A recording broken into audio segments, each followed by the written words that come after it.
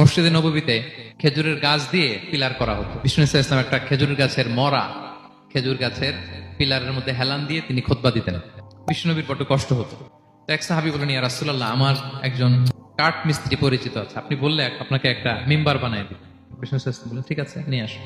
কিছুদিন পরে ওটা নিয়ে আসা হলো, ফলে লোকেশন চেঞ্জ হলো। আগে একটা মরা খেজুর গাছের পিলারের মধ্যে হেলান দিয়ে কথা বলতেন, এবার ওই যে মিম্বার সেট করা হয়েছে ওই পাশে, ওখানে বসে বসে এখন তিনি নাসিহাত করেন। তো একদিন আলোচনা করার সময় হঠাৎ সাহাবারা কান্নার আওয়াজ শুনতে পেল, বললেন তাও 10 মাস গর্ভধারিণী উটের কান্নার আওয়াজের মতো। সাহাবারা ভয় পেয়ে গেলেন, কই কোনো উঠ তো না, এটা তো মসজিদ, মসজিদের ভিতরে কান্নার আওয়াজ। বিষ্ণু ইসলাম বুঝতে পারলেন। তিনি মিম্বার থেকে নেমে যে ওই যে আগে যেই মরা খেজুর গাছের পিলারের মধ্যে হেলান দিয়ে ওয়াজ করতেন, ওই পিলারটারে আদর করতে আরম্ভ করলেন। বিষ্ণু ইসলাম হাত দিয়ে যখন আদর করলেন, ফাসাকানা, তার কান্না বন্ধ হয়ে গেল। আজ ওই জায়গাটা চিহ্নিত করা আছে, এটাকে বলে মসজিদে নববীতে আল উসতুয়ানাতুল হান্নান। হান্নানা মানে কাঁদে এমন পিলার।